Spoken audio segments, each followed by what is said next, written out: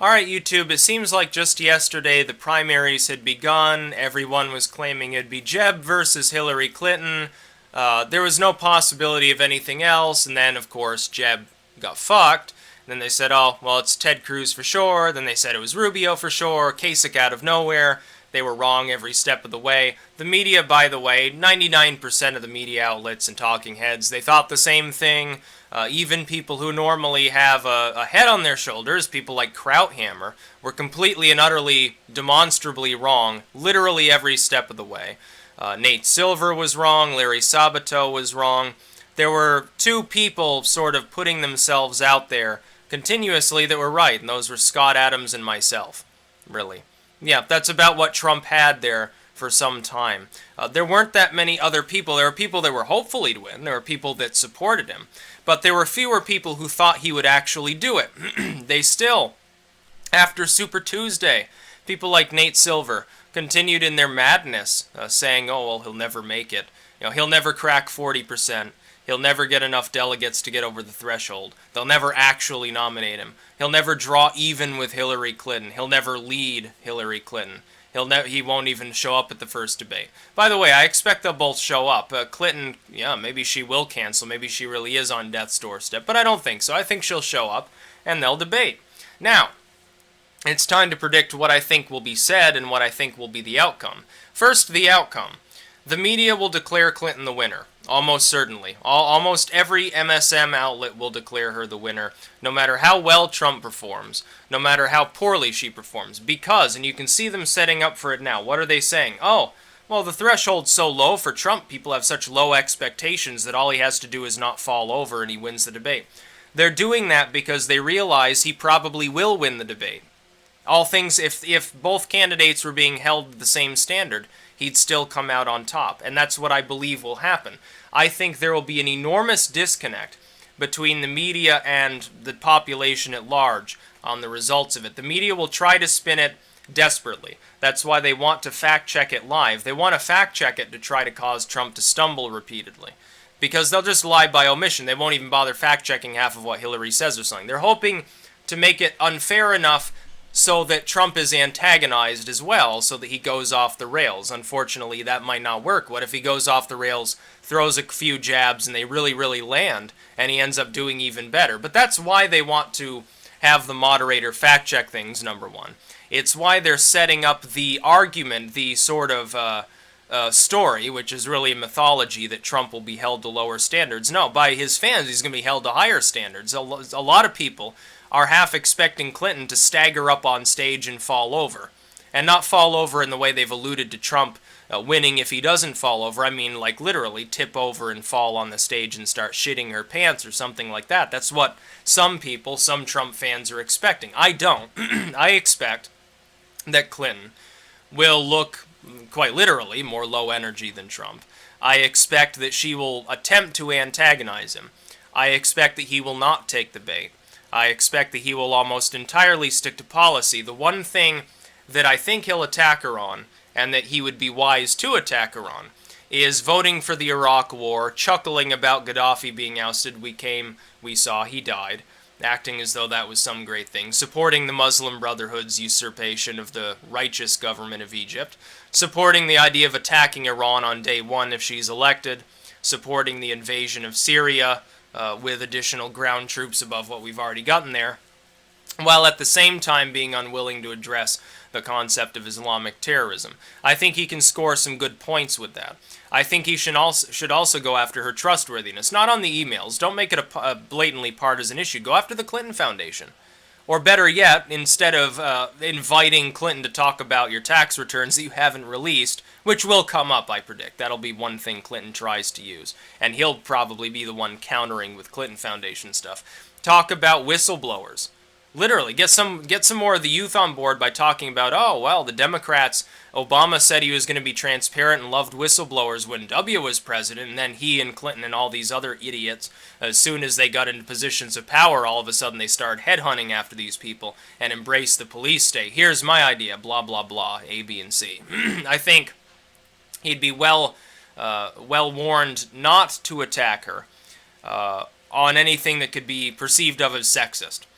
because a lot of the female voters in the country don't give a fuck. White females now are bending towards Trump increasingly.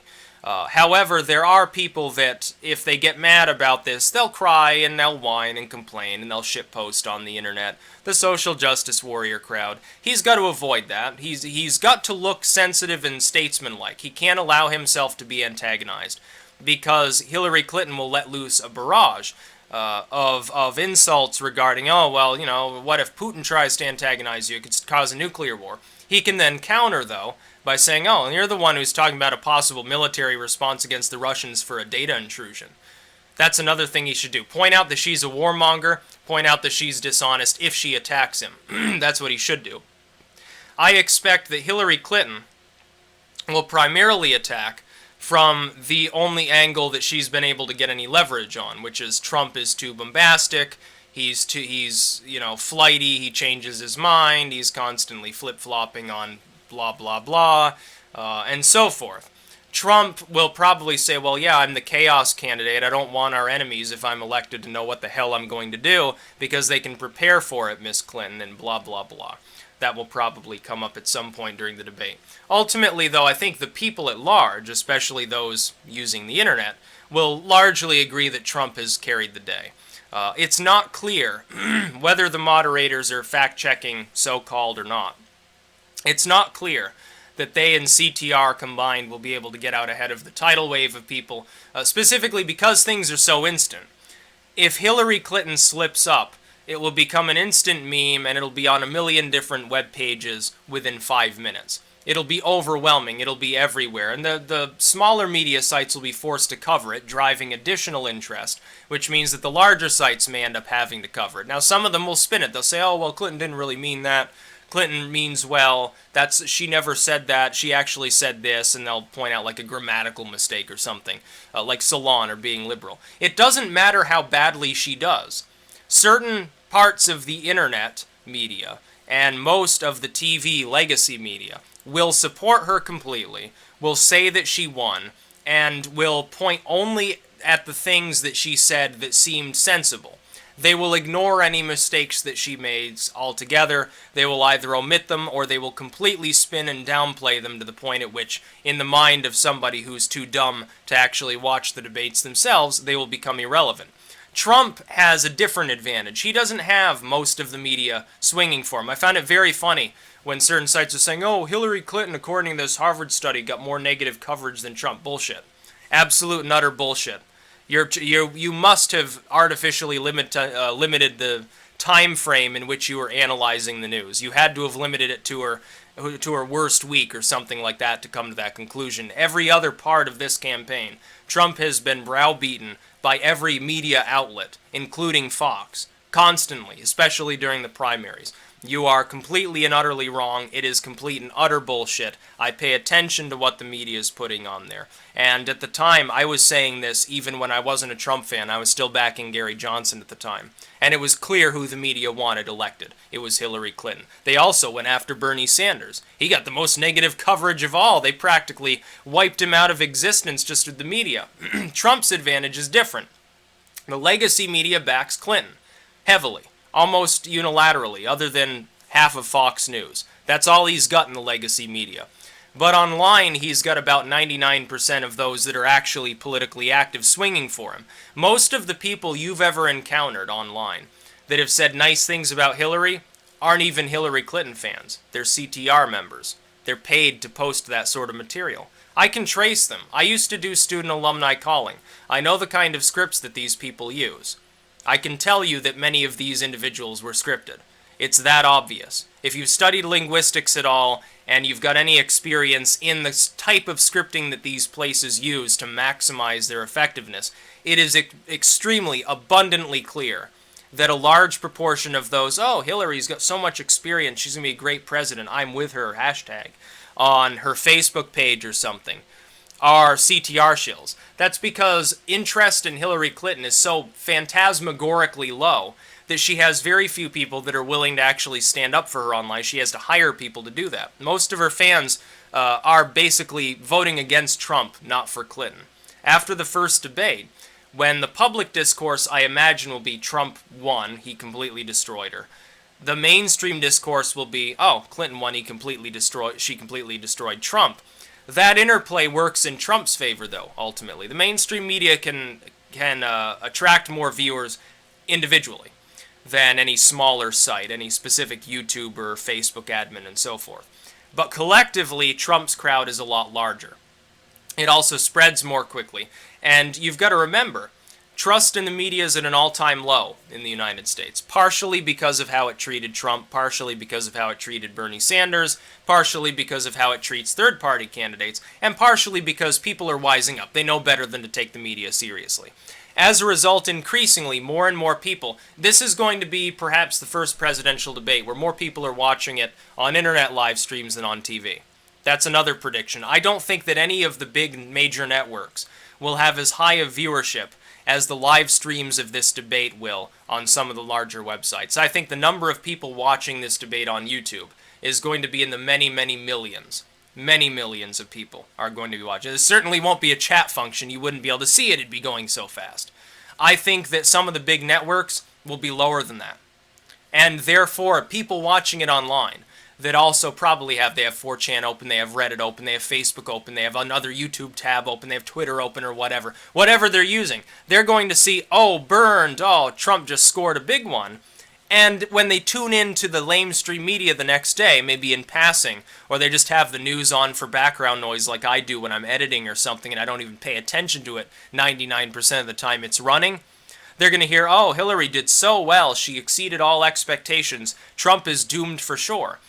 But the thing is, most people respond negatively to the mainstream media, and I can tell you, they would not be talking about, including on Fox, this is how you know it's a setup, they wouldn't be talking about, oh, the expectations for Trump, he doesn't have any debate experience, he's never been a politician, he's going to do so poorly, all he has to do is stand there and kind of take the punches and kind of break even, and people will declare him the winner.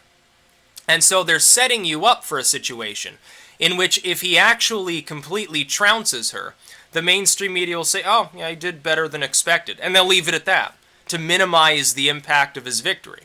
If Clinton wins, they'll say, oh, well, Trump was completely wiped out by this wonderful lady, this perfect politician, she loves everybody, she's just such a champion of the people. That is what will almost certainly be done. But in the public discourse, there's very little question in my mind that if you check any internet-based poll after the debate, Trump will be leading by 65 or higher as far as the proportion of people that believe that he won. And it won't be, by the way, because of poll rigging and shitposting. It'll be an organic thing because simply Trump's fans are more keyed into such things. It spreads faster. There are more Twitter accounts, more YouTube accounts, more Facebook pages and so forth dedicated to Trump by far than to Hillary. Hillary has the mainstream media. So anybody watching it on TV gets a completely different story. Thankfully, for the first time, less people may be watching it on TV than watching it on the internet. Any one of the larger streams, again, will probably have a plurality of millions of people watching, and there's going to be more than one major stream. All those networks will have it online too, but those people will be paying attention to the debate in one tab and paying attention to their Twitter account or their YouTube page or something else where they're going to analyze it themselves after the debate's done. Unfortunately for the mainstream media, it'll take them longer because they intend to, they're just talking heads. They're not very smart. It takes them a while to synthesize the material other than their immediate reaction right afterwards. It'll take them, in fact, a whole day to fully analyze the result of the debate. I'm going to be doing it within the first 20 minutes of the debate ending, and a lot of others will be doing the same thing. I'll be right here. I will be live streaming when the debate's done. I will not be live streaming during the debate. I'll be watching the debate. I'll be on YouTube. I'll be checking out Twitter and so forth. If there's anything juicy to look up, of course I will. I'll certainly be on 4chan. You better believe I'll be on 4chan's politically incorrect page. It's going to be great. But there'll be a hangout afterwards, and I'll give my thoughts live in a stream thereafter. I may try to use video. It seems to have worked with Red Ice Radio, so maybe if I set things up the same way, I should be able to make live streams with video, which would be nice. I can sit here and I can talk like this, and it'll be live. So I'm hoping to be able to do that. That's about all. Peace out.